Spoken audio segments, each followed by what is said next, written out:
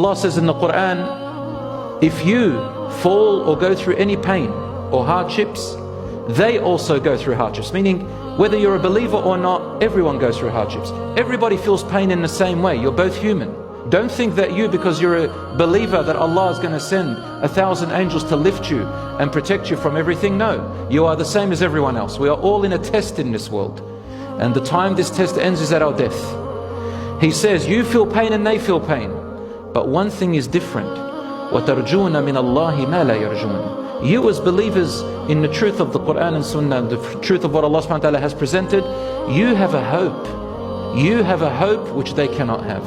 And I've heard on social media so many non-Muslims and even atheists have now coming up and saying, we have chosen now to read the Quran. You'll say, I'm an atheist, but I've chosen to read the Quran. Why?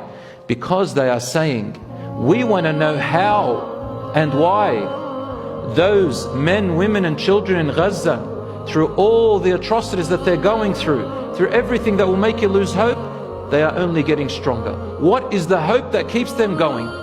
We want to read this Quran. We want to know, how are they facing persecution and oppression and pain? Their children are being massacred and chopped to pieces in front of them, yet they stand even stronger in their iman. We want to know what the secret is, because they don't know what the secret is.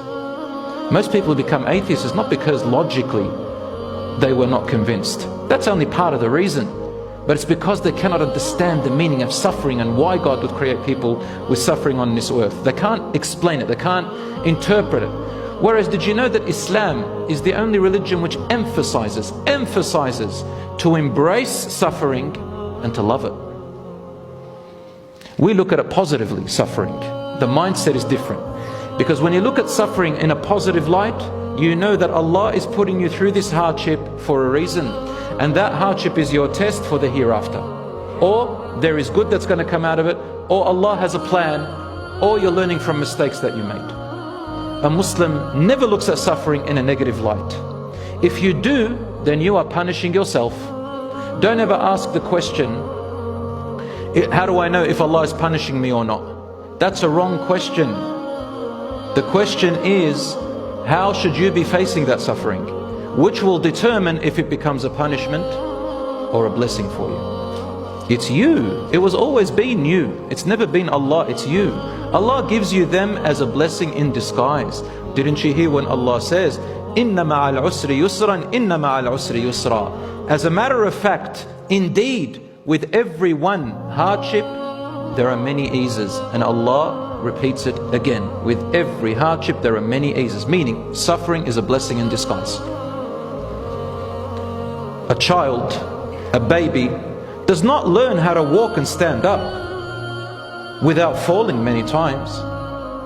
They have to feel the pain. They don't know that the fire burns until they feel the heat.